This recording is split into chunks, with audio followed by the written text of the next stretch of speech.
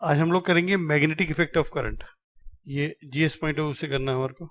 लेकिन ये करने से पहले देखो, सबसे पहले तो हमारे को एक मैग्नेटिक फील्ड क्या होती है और मैग्नेटिक लाइंस ऑफ फोर्सेस क्या होती है ना, क्या चीज पढ़ना है आपने। फिर इसको भी करने से पहले आपको ये पढ़ना पड़ेगा मैग्नेट क्या होता है, मैग्नेटिक सब्सटेंसेस क्या है और नॉन मैग्नेटिक सब्सटेंसेस किसको कहते हैं। तो सबसे पहले तो हम लोग देखते हैं कि मैग्नेट किसको कहेंगे। What is magnet? मैग्नेट क्या होता है ये आप लोग जानते हैं। मैग्नेट बेसिकली एक ऐसा ऑब्जेक्ट है जो कोई भी आयरन निकल या कोबाल्ट के अगर कोई भी सब्सटेंसेस होते हैं उनको अपनी ओर अट्रैक्ट करता है। So it is an object which attracts substances containing iron. Iron तो आप लोग सब जानते हैं, लेकिन इसके अलावा निकल, कोबाल्ट एंड एलॉयज ऑल्सो। तो आयरन, निकल, कोबाल्ट एंड एलॉयज। मैग्नेट के हमेशा क्या होते हैं, इसके दो पोल्स होते हैं, एक नॉर्थ पोल होता है और दूसरा साउथ पोल होता है। कोई भी मैग्नेट जो है उसके हमेशा दो पोल होंगे, एक नॉर्थ पोल होगा और दूसरा साउथ पोल होगा। तो ध्यान रखना, एक नॉर्थ पोल है और दूसरा साउथ पोल है। कभी भी अगर आपने एक बड़ा मैग्नेट लिया और इस मैग्नेट के क्या करा, इसका एक नॉर्थ और एक साउथ पोल है, ठीक है, आपने इसको बीच में से काट दिया, तो अब क्या होगा, दो मैग्नेट बन गए ना। एक मैग्नेट तो ये बन गया और दूसरा मैग्नेट ये बन गया। तो अब इसमें यहाँ तो नॉर्थ हो गया और यहाँ पर साउथ हो गया। तो दोनों में क्या हो जाएगा, कितने पोल्स होंगे। आप ध्यान रखना, कोई भी मैग्नेट ऐसा हो ही नहीं सकता जिसमें दो पोल्स ना हो। तो यहाँ पे अपने आप जैसी दो किया आपने, एक साउथ हो जाएगा और यहाँ पे नॉर्थ अपने आप आ जाएगा। नॉर्थ इसके 4 कर दो, 5 कर दो, 10 कर दो, जितने भी टुकड़े कर दो, जनरेट हो जाएगा। तो कोई भी मैग्नेट बिना पोल के एग्जिस्ट नहीं करेगा। तो हमेशा एक मैग्नेट के दो पोल्स ही होंगे। मैग्नेटिक सब्सटेंसेस में हम लोग एग्जाम्पल कह सकते हैं, जैसे मैग्नेटिक सब्सटेंसेस आप लिख लीजिए, मैग्नेटिक सब्सटेंसेस। मैग्नेटिक सब्सटेंसेस में क्या चीज आ जाएंगी, जैसे आयरन हो गया आपके पास, निकल हो गया, ठीक है, आयरन निकल। और नॉन मैग्नेटिक सब्सटेंसेस तो आप लोग जानते हैं, दुनिया भर की सब चीजें, जैसे आपके पास वुड हो जाएगा, पेपर हो गया, एल्यूमिनियम, ये सब नॉन मैग्नेटिक सब्सटेंसेस हैं। एल्यूमिनियम वगैरह सब नॉन मैग्नेटिक सब्सटेंसेस। अब हम बात करते हैं मैग्नेटिक फील्ड की। अब मैग्नेटिक फील्ड की अगर हम बात करें तो आप ये ध्यान रख लेना, मैग्नेटिक फील्ड वो होता है, उसे कहते हैं जहां तक किसी भी मैग्नेट का इफेक्ट महसूस किया जाता। तो मैग्नेटिक फील्ड किसको कहेंगे हम लोग, the region surrounding a magnet in which its effect is experienced. जो इसकी यूनिट होती है मैग्नेटिक फील्ड की, वो क्या होती है, टेस्ला होती है, या वेबर पर मीटर स्क्वायर भी कह सकते हैं आप, वेबर पर मीटर स्क्वायर। ये इसको आप गॉस में भी कह सकते हैं, it can be in Gauss also. तो 1 टेस्ला जो है, सीजीएस यूनिट इसकी, सीजीएस जो सी है, सीजीएस यूनिट इज गॉस। ये आप ध्यान रख लेना नाम, सीजीएस यूनिट गॉस होती है। आपको ध्यान रखना है कि एक टेस्ला जो सा 1 T is equal to 10,000 gauss के बराबर होता है, 10 to the power 4 gauss. Magnetic lines of forces क्या होती हैं, ये नॉर्थ है, ये साउथ है। तो मैग्नेटिक लाइंस ऑफ फोर्सेस आपको हमेशा ध्यान रखना है, ये हमेशा क्या चलेंगी, क्लोज कर्व में चलती हैं, ऐसे हमेशा नॉर्थ से साउथ की ओर चलेंगे ऐसे। Magnetic lines of forces always move from north pole to south pole, outside the magnet, magnet के बाहर। लेकिन inside the magnet they move inside the magnet, south to north pole. Inside the magnet south to north pole, outside the magnet हवा में north to south होती है, हमेशा north से south की ओर चलेंगी। ये इंपॉर्टेंट है। और हमेशा किस फॉर्म में होंगी, they are in, magnetic lines of forces are closed and continuous curves and continuous, कहीं ब्रेकअप नहीं होता इसमें, कंटिन्यूअस होती है। So magnetic lines of forces are closed and continuous curve. अब इसमें बहुत सारी चीजें हैं ऐसी, जैसे magnetic field due to a current element वगैरह, बायट-सावर्ट लॉ, ये हमारे को नहीं करना है क्योंकि जीएस के पॉइंट ऑफ व्यू से नहीं है, तो मैं उसे नहीं करवा रहा हूँ, ये डेफिनेटली आपसे नहीं पूछेगा। Magnetic field due to a current in solenoid, एक मूविंग चार्ज है, जैसे कोई मैग्नेटिक फील्ड लगी हुई है, जब हम इसको क्रॉस से रिप्रेजेंट करते हैं ना, तो ये magnetic field perpendicular to the plane and going inside होता। क्या कहते हैं, magnetic field perpendicular to the plane of the page and going inside, cross में। और जब हम इसको डॉट में ऐसे रिप्रेजेंट करते हैं, ये होती है magnetic field perpendicular to the page and coming out, perpendicular to the page and coming out, मतलब पेज में बाहर की ओर आ रही है ये। आप ये देखो, ये गोइंग इनसाइड होती है magnetic field, perpendicular to the page going inside. तो जब भी कोई चार्ज पार्टिकल कोई भी चार्ज पार्टिकल इसमें एंटर करेगा तो आपको केवल इतना ध्यान रखना है कि ये क्या ले लेगा, सर्कुलर पाथ मूव करना शुरू करता है, सर्कुलर पाथ मूव करेगा। अब यहाँ पे बहुत तरह के और क्वेश्चन बनते हैं लेकिन वो आपसे नहीं पूछेगा। आपको केवल ध्यान रखना है कि कभी भी कोई चार्ज पार्टिकल, ये चार्ज पार्टिकल है, एक स्ट्रेट लाइन में मूव कर रहा है ये चार्ज पार्टिकल इलेक्ट्रॉन हो सकता है या कोई भी हो सकता है, प्रोटॉन हो सकता है, ठीक है। कोई भी चार्ज पार्टिकल है, इलेक्ट्रॉन और प्रोटॉन, जैसे ही इस मैग्नेटिक फील्ड के अंदर मूव करेगा ना, जैसे एंटर करेगा तो ये सर्कुलर पाथ एज्यूम कर लेगा। कैसे? सर्कुलर पाथ में मूव करना शुरू करता है। इसको देख लो, whenever a charge particle enters into a magnetic field it assumes circular path में ये मूव करना शुरू कर देगा। अब इसमें अलग अलग केसेस होते हैं लेकिन वो आपसे नहीं पूछेगा कि नेगेटिव चार्ज है, अगर नेगेटिव चार्ज जो सा है इस मैग्नेटिक फील्ड के अंदर एंटर करता है तो उसकी डायरेक्शन ऑफ मोशन क्या होगी, तो हमारे को उससे कुछ नहीं लेना देना। ये थोड़ा और टिपिकल हो जाता है, ये आपको नहीं लेना। ये फ्लेमिंग्स लेफ्ट हैंड रूल आपको देखना पड़ेगा। फ्लेमिंग्स लेफ्ट हैंड रूल में अगर कोई charge particle, negative charge particle है और मैग्नेटिक लाइंस ऑफ फोर्सेस अंदर की ओर जा रही हैं तो उसकी डायरेक्शन ऑफ मोशन क्या होती है? अगर ये करंट है तो करंट की डायरेक्शन ऑफ मोशन क्या होती है? एंटी क्लॉकवाइज शुरू हो जाएगी। लेकिन यहाँ पे इलेक्ट्रॉन है अगर, तो इलेक्ट्रॉन अपोजिट डायरेक्शन में चलेगा, ऐसे चलेगा। जो मैंने डायरेक्शन बनाई है ये इलेक्ट्रॉन की है। लेकिन यही अगर इसी तरह से ये मैग्नेटिक फील्ड होती और अगर यहाँ पे प्रोटॉन होता तो उसकी डायरेक्शन ऑफ मोशन क्या होती? क्लॉकवाइज होती। मतलब ऐसे होने की जगह ऐसे होती, एंटी क्लॉकवाइज होती। ये क्लॉकवाइज है और ये अगर चार्ज पार्टिकल ऐसी मैग्नेटिक फील्ड लगी हुई है, ये आपकी एक आया इसमें और उसने क्या कर दिया? एंटी क्लॉकवाइज डायरेक्शन में मूव करना शुरू कर दिया। ये एंटी क्लॉकवाइज डायरेक्शन मूवमेंट। आपको केवल ये ध्यान रखना है कि जब भी कोई चार्ज पार्टिकल किसी भी मैग्नेटिक फील्ड में मूव करेगा, अंदर एंटर करेगा मैग्नेटिक फील्ड के अंदर, वो मैग्नेटिक फील्ड कैसी भी हो लेकिन हमेशा सर्कुलर पाथ तो लेगा ही। अब सर्कुलर पाथ क्लॉकवाइज होगा, एंटी क्लॉकवाइज होगा, this is none of our concern, क्योंकि इसमें फ्लेमिंग्स लेफ्ट हैंड रूल, इसमें तो अच्छा खासा जो सा बच्चा वो भी कंफ्यूज हो जाता। ठीक है, तो आपको उसके बारे में नहीं करना है। आपको केवल इतना ध्यान रखना है कि कभी भी कोई चार्ज पार्टिकल एंटर करेगा किसी मैग्नेटिक फील्ड के अंदर which is perpendicular to the plane of the page, तो it will execute circular path. अच्छा, अब एक चीज आती है कि हम लोग जैसे अब ये मैग्नेटिज्म बढ़ रहे हैं तो इसका मैग्नेटिज्म का मेडिसिन में क्या वो है इम्पैक्ट।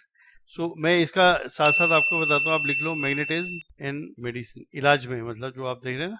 देखो, तो एक बात ध्यान रखना, जब भी कोई इलेक्ट्रिक करंट वो चलता है ना, जैसे कोई वायर है ये हमारी, आपको ये ध्यान रखना है इलेक्ट्रिक करंट जब भी इस वायर में से मूव करेगा, जैसे करंट आ ही जा रहा है, इसके अंदर करंट तो फ्लो कर रहा है, बिजली तो फ्लो कर रही है, लेकिन साथ ही साथ इसके चारों तरफ एक मैग्नेटिक फील्ड भी प्रोड्यूस हो जाती है।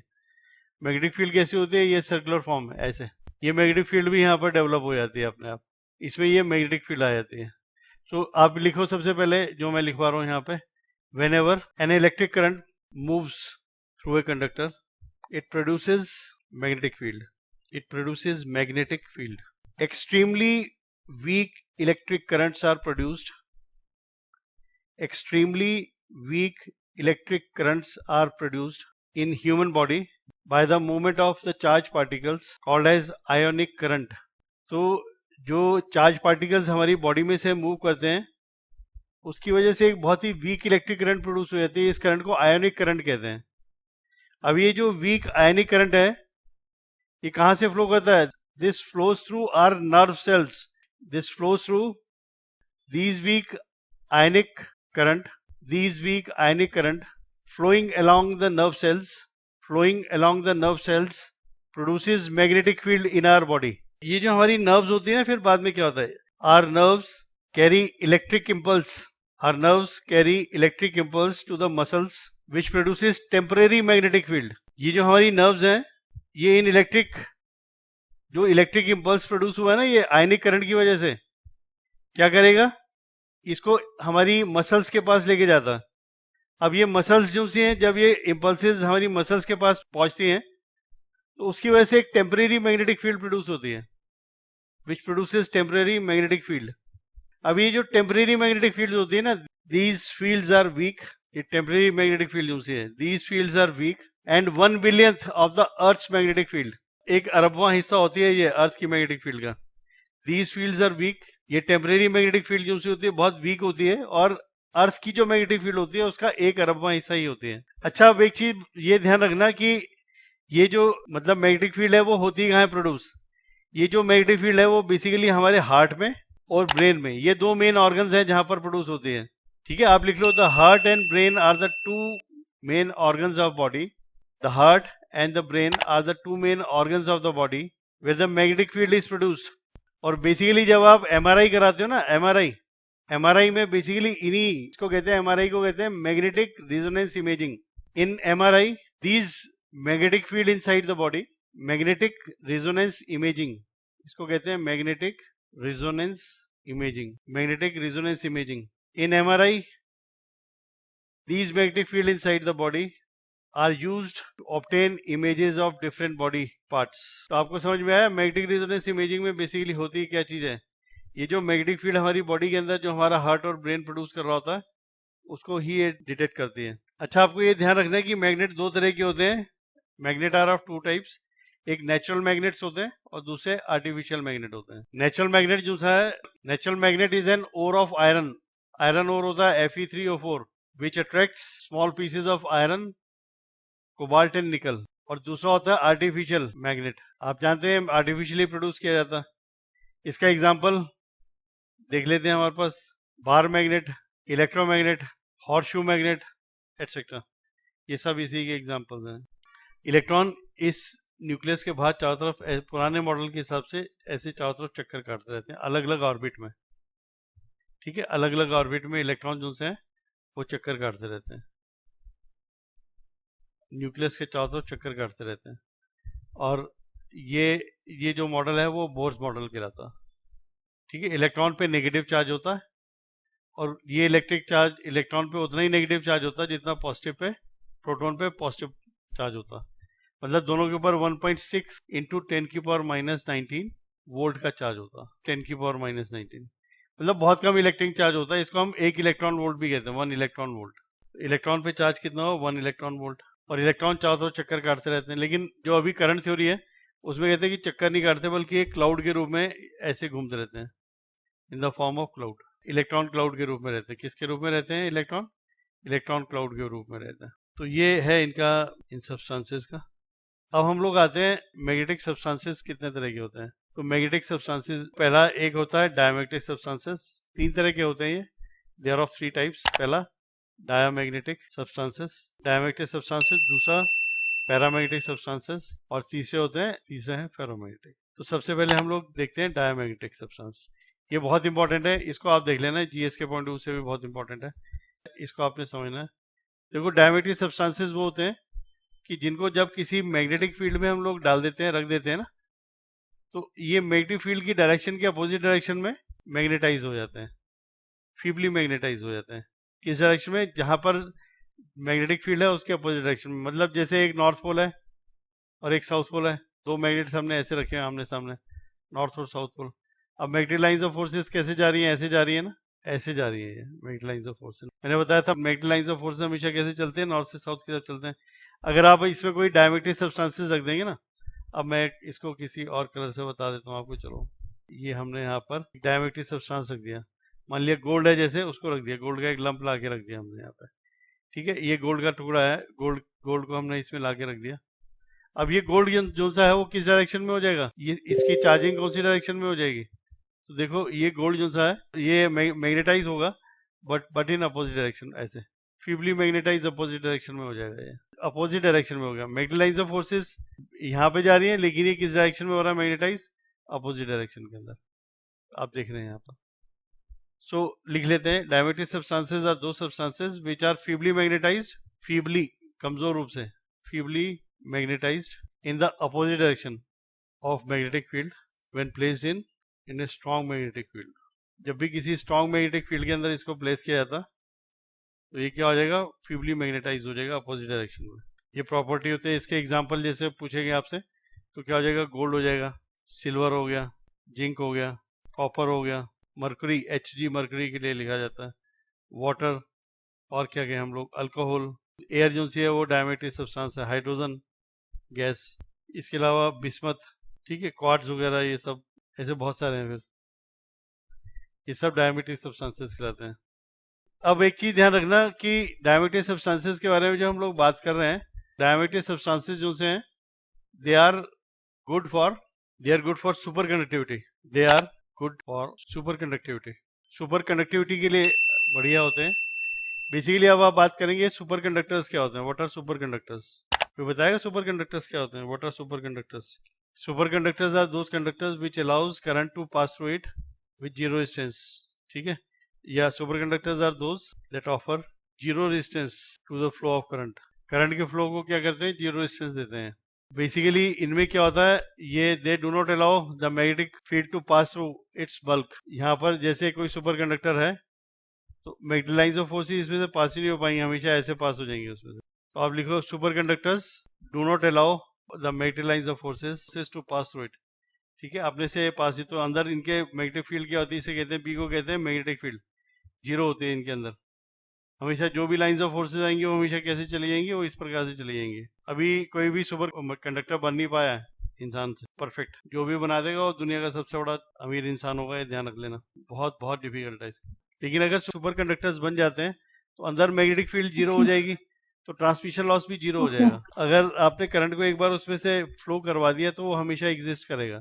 मतलब जैसे एक लोहे का छल्ला है, मान लिया सुपर कंडक्टर का बना हुआ ना, ये आपने इसमें एक करंट दिया, आई करंट आपने इसमें डाल दिया, ठीक है। आप इसमें करंट डाल के चले गए और एक साल बाद घूम कर आए कहीं से, आपने यहाँ पर गैल्वेनोमीटर लगाया तो आपको एक करंट यहाँ पे एग्जिस्ट करती हुई मिलेगी कि अभी भी फ्लो कर रही होगा। ऑर्डिनरी कंडक्टर है जैसे जो हमारे घर पे हम लोग यूज करते हैं, आप इसमें से जैसे आप इसमें से हटाएंगे ना करंट के, जो से जिसके थ्रू करंट आ रही है, मतलब एसी मेंस को जैसे हटाएंगे आप या डीसी मेंस को जैसे हटाएंगे, और जैसे आप हटाएंगे उस समय आप देखोगे करंट, फिर गैल्वेनोमीटर लगाओगे तो करंट क्या होगी, जीरो होगी, कोई करंट नहीं होगी। सुपर कंडक्टर में रेजिस्टेंस नहीं है ना, मटेरियल है, मतलब जब भी फ्लो करेगा तो मैग्नेटिक फील्ड अपने आप उसकी बल्क में, उसकी बॉडी में प्रोड्यूस होगी ही होगी। ये कंडक्टर देख रहे हैं के अंदर आपने करंट फ्लो किया, ये इसकी एक्सिस है, यहाँ पर ही केवल यहाँ पर अगर आप देखेंगे तो बी जो सा है एक्सिस के लॉन्ग जीरो होगा, लेकिन यहाँ देखोगे, यहाँ देखोगे, यहाँ देखोगे, आप बाहर जाते जाओगे, जैसी एक्सिस से थोड़ा सा भी इधर आओगे यहाँ पर आपको कोई ना कोई मैग्नेटिक फील्ड मिलेगी मिलेगी। इस मैग्नेटिक फील्ड की वजह से सुपर कंडक्टिविटी अचीव करने में मुश्किल है। मैंने बताया ना, ये अगला सबसे बड़ा इन्वेंशन होगा, कर देगा, उसके नाम से पेटेंट हो जाएगा ये। जो भी कंपनी फिर आगे फिर सुपर कंडक्टर्स ही लगेगी पूरी दुनिया के अंदर। आप सोचो ना, आपके घर में बिजली के तार हैं, कंप्यूटर्स में जितनी वायरिंग है, या मतलब दुनिया जो बिना इसके कुछ हो सकता है, पॉसिबल नहीं है। जितनी भी मशीन है किसी भी तरह की, अभी एमआरआई की मशीन के बारे में बात कर रहे हैं हम लोग, या कुछ भी जो आप सोच सकते हो, आपके सामने सामने सब में वायरिंग है, और सब ये अगर सुपर कंडक्टर यूज होने लगेंगे कि उससे बहुत ज्यादा फायदा होगा, तो जिस भी बंदे ने इसकी इन्वेंशन करी होगी उसकी रॉयल्टी उसको देनी पड़ेगी। 10% रॉयल्टी भी जो भी कंपनी उसे दे रही है, तो पूरी दुनिया से पैसा उस पर फ्लो करेगा ना, और वो कई गुना ज्यादा रिच होगा इनसे। लेकिन अभी तक इस तरह की परफेक्ट खोज नहीं हो पाई है। तो हम लोग आगे देखते हैं इसमें, ये तो मेरे ख्याल से समझ में आ गया हो। सुपर कंडक्टर्स के लिए अगर बनेगा भी तो किसमें, diamagnetic substances are good, diamagnetic substances are most suitable for making super conductors. ये ध्यान रख लेना, क्वेश्चन पूछा जा सकता है, बहुत बहुत इंपॉर्टेंट है। वहां भूल गए तो ये आप ही की गलती होगी। Diamagnetic substances are most suitable for making super conductors. अब सुपर कंडक्टर्स में आपको ये ध्यान रखना कि एक सुपर कंडक्टिविटी से ही रिलेटेड है स्क्विड, स्क्विड SQUID, इसका मतलब है, इसकी फुल फॉर्म है super conducting quantum interference devices. तो स्क्विड के बारे में हम लोग बात कर रहे थे। Super conducting quantum interference device important है, इस ये भी पूछा जा सकता है आपसे, ध्यान रखना एग्जाम में। होता क्या है, बेसिकली इस स्क्विड की मदद से हम बहुत ही वीक मैग्नेटिक फील्ड्स को डिटेक्ट कर सकते हैं, ठीक है। बहुत ही फीबल मैग्नेटिक फील्ड को वी कैन डिटेक्ट। लिख लेते हैं इसको, squid can be used. Squid is a, आप ऐसे कह सकते हैं, is a very sensitive magnetometer used to measure extremely weak magnetic fields। बहुत ही वीक मैग्नेटिक फील्ड्स को हम लोग इससे फाइंड आउट कर सकते हैं, डिटेक्ट कर सकते हैं। Magnetic fields based on super conducting loops.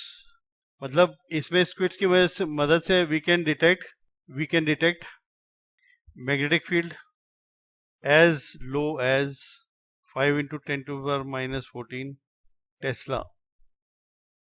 तो इससे हम लोग बहुत ही वीक मैग्नेटिक फील्ड को फाइंड आउट कर सकते हैं। तो इससे जैसे हमारे को, जैसे अभी आप हार्ट में जैसे हार्ट की प्रॉब्लम होती है, हार्ट अटैक वगैरह के समय में क्या करी जाती है, ईसीजी करी जाती है ना, ईसीजी करी जाती है, फिर इसकी जरूरत नहीं रहेगी। देखो इसमें क्या है कि हार्ट की जो मैग्नेटिक फील्ड होती है, हार्ट जो वाइब्रेट करता है, मतलब धड़कता है, तो लगभग 10⁻11 टेस्ला तक की वो मैग्नेटिक फील्ड को प्रोड्यूस करता है, मतलब बहुत वीक मैग्नेटिक फील्ड होती है। लेकिन ये जो स्क्विड है, ये तो इससे भी वीक मैग्नेटिक फील्ड को ये 10⁻14 को डिटेक्ट कर सकता है। मतलब इसे जो हार्ट के द्वारा मैग्नेटिक फील्ड प्रोड्यूस की जाती है, उससे भी 1000 गुना और वीक मैग्नेटिक फील्ड को फाइंड आउट कर सकता है। तो इसकी मदद से हमारे को पता लग सकता है कि कहाँ प्रॉब्लम आ रही है हार्ट के अंदर। ठीक है, ईसीजी की भी जरूरत नहीं रह जाएगी और ये ज्यादा एफिशिएंट होगा स्क्विड सिस्टम। समझ में आई बात है? तो this can be use in place of ECG machine. और भी बहुत सारे, जैसे ब्रेन की एमआरआई वगैरह, इन सब के अंदर, बहुत सारी चीजों के अंदर, बहुत सारे बॉडी पार्ट्स के अंदर बहुत लो मैग्नेटिक फील्ड को भी हम लोग फाइंड आउट कर सकेंगे। ये बात सबकी समझ में आ गई है? एक और हमने देखा था कि अगर कोई भी एक हमारे पास सब्सटेंस है, डायमैग्नेटिक सब्सटेंस, इसके इसके बल्क में से मैग्नेटिक फील्ड को बाहर फेंकने वाले इफेक्ट को क्या कहते हैं, जो इसके अंदर आने नहीं देता मैग्नेटिक लाइंस ऑफ फोर्सेस को। ठीक है, इसे कहते हैं मीजनर इफेक्ट। लिख लो, मीजनर इफेक्ट। ठीक है, मीजनर इफेक्ट क्या हुआ? The expulsion of A magnetic field from the interior of a material, from the interior of a material that is in the process of becoming superconductor। इसे Meissner effect कहते हैं। अभी मैंने बताया था ना कि क्या करेगा, वो अपने अंदर से किसी मैग्नेटिक फील्ड को जाने नहीं देगा। तो इस इफेक्ट को, जिसमें से पूरी की पूरी मैग्नेटिक फील्ड को अपनी बॉडी से बाहर निकाल के वो फेंक देगा, तभी वो सुपर कंडक्टर बन सकता है। इस इफेक्ट को मीजर इफेक्ट कहते हैं। आपसे पूछ सकते हैं कि मीजर इफेक्ट इनमें से कौन सा है, या आपसे पूछेंगे मीजर इफेक्ट किसके साथ एसोसिएटेड है। आपको ध्यान रखना है, सुपर कंडक्टिविटी के साथ एसोसिएटेड है। मीजर इफेक्ट किस तरह के सब्सटेंस के ऊपर अप्लाई हो सकता है? डायमैग्नेटिक सब्सटेंसेस के ऊपर लग सकता है। मीजर इफेक्ट होता क्या है? मीजर इफेक्ट वो है जो अपने, मतलब किसी भी सब्सटेंस के अंदर से मैग्नेटिक लाइंस ऑफ फोर्सेस को पास नहीं होने देगा, उसके पास होने का विरोध करेगा, उसे मीजर इफेक्ट कहेंगे। That is expulsion of magnetic field from the interior of material. ये बात यहाँ पर सबकी समझ में आ गई होगी मेरे ख्याल से। दूसरा आता है पैरामैग्नेटिक सब्सटेंसेस। पैरामैग्नेटिक सब्सटेंसेस की ये खासियत रहती है कि जब उसे किसी मैग्नेटिक फील्ड में रखते हैं हम लोग, जैसे वहां पे हम लोग देख रहे थे, ये नॉर्थ पोल और साउथ पोल है, मैग्नेटिक लाइंस ऑफ फोर्सेस हमेशा नॉर्थ से साउथ पोल की तरफ जा रही हैं, ऐसे ये जा रही हैं ऐसे। तो अगर किसी ऐसे पैरामैग्नेटिक सब्सटेंस को अगर इनके बीच में रख देंगे ना ऐसे हम लोग, तो वो उसी डायरेक्शन में, जिस डायरेक्शन में मैग्नेटिक फील्ड है उसी डायरेक्शन में पोलराइज हो जाएगा, लेकिन फीबली, कमजोर रूप से।